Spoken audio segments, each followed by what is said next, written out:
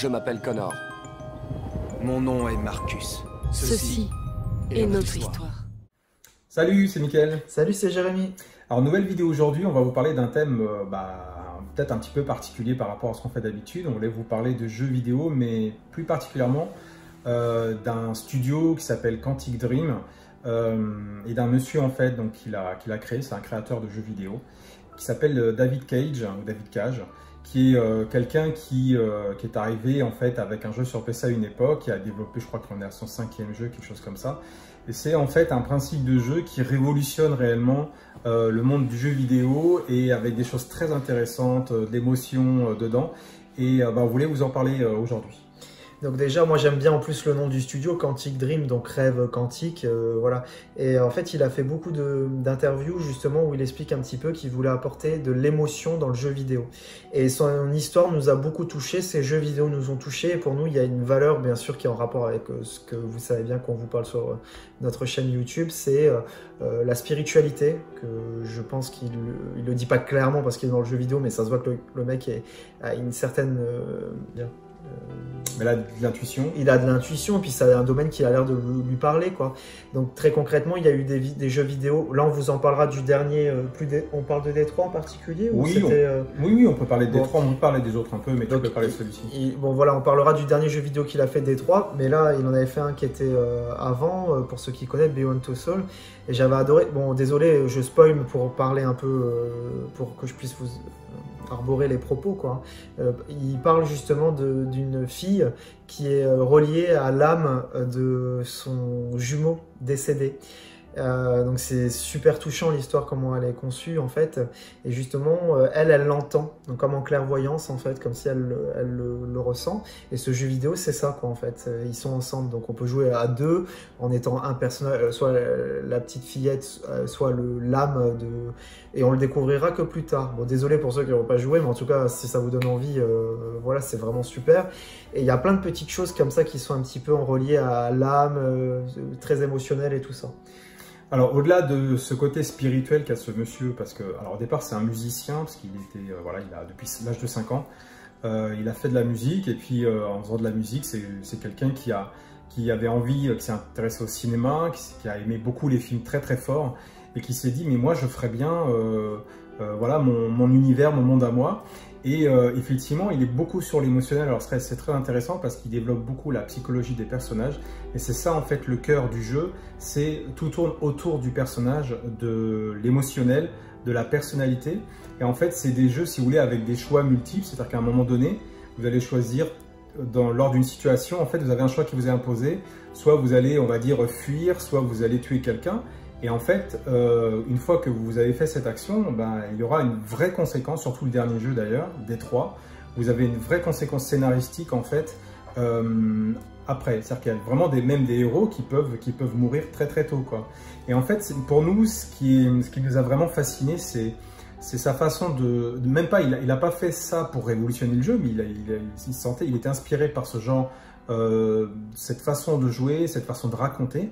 Et il a tout fait autour de ses personnages, ce qui est assez rare, parce que généralement, les jeux, il y a beaucoup de jeux de flingue, quoi. Que là, c'est pas tant ça, c'est beaucoup d'enquêtes, c'est des histoires qui sont très, très poussées, et des relations entre deux personnes souvent, voire un peu plusieurs, mais souvent deux personnes avec une évolution, en fait, dans cette relation. Oui, c'est comme un film interactif, en fait, et c'est ça qui est sympa. Justement, j'aime bien au niveau des codes, il bouleverse, donc déjà, comme il dit, il met de l'émotionnel dans le jeu vidéo, qui à la base, le jeu vidéo, c'est plus pour des jeux de mecs, genre avec le flingue et tout ça, et moi j'adore parce qu'en fait, oui, il y a un public avec des millions de personnes maintenant qui achètent, mais à l'époque, il raconte dans des interviews, justement, c'est ça qui m'a beaucoup plu dans son histoire. On vous mettra les vidéos des interviews, franchement, il a quelque chose, ce gars. Et en fait, il raconte que, voilà, lui, il y croyait, je sais pas, son cœur lui parlait à fond dans son projet, et quand il racontait aux éditeurs, voilà, mon jeu vidéo, ça va être de placer sur l'émotionnel, genre, l'histoire. Enfin, je veux dire, en plus, revenez, genre, ça fait 20 ans qu'il fait ça. Enfin, à l'époque, ils lui disent, en fait, ouais, mais si t'as pas de jeu de flingue dedans ou de bagnole, puis c'est pas un jeu ton truc. Et finalement, il persévère, et son dernier jeu, c'est un Français aussi. Il fait un carton en fait, parce que maintenant il y a vraiment son public qui au fur et à mesure lui a fait confiance et comprend que c'est vrai que dans le jeu tu peux être touché par l'émotionnel. Et du coup c'est intéressant parce qu'il y a à la fois beaucoup d'un public toujours masculin mais aussi féminin qui s'intéresse à ce genre de jeu qui à l'époque ne jouait jamais. Donc on voit vraiment que c'est un jeu qui arrive complètement bouleverser comment on dit, le contexte, le paysage du jeu vidéo en fait. Et voilà.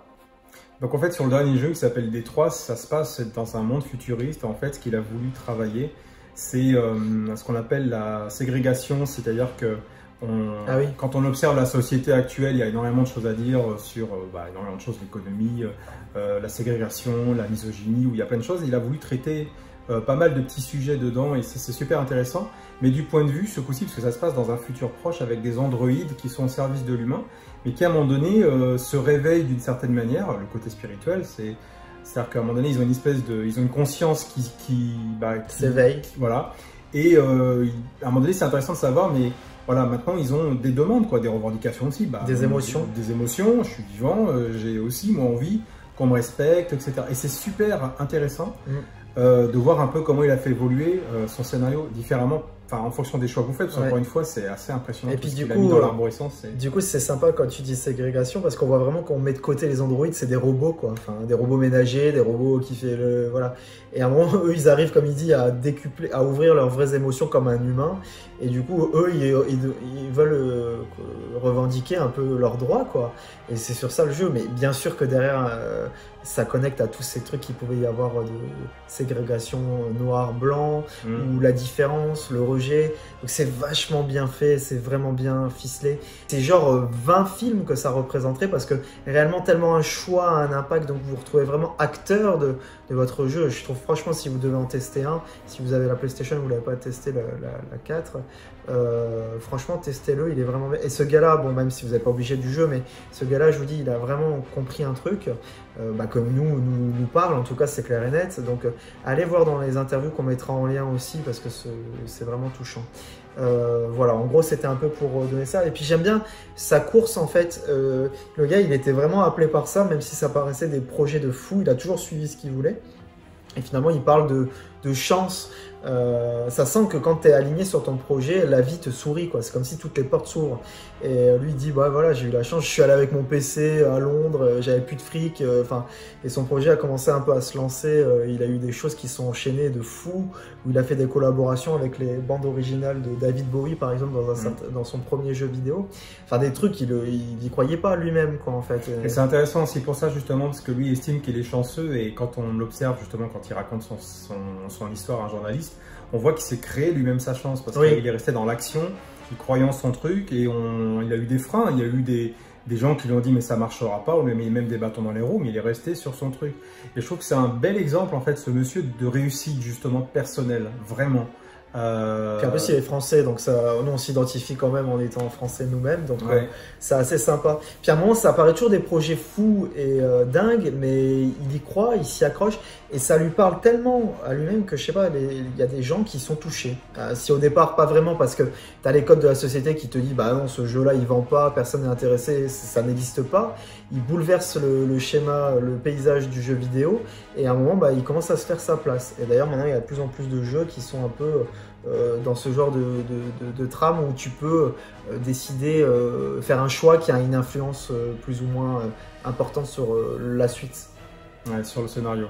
Donc voilà, nous effectivement on a hâte de voir le prochain jeu, voir un peu ce que David Cage va nous faire.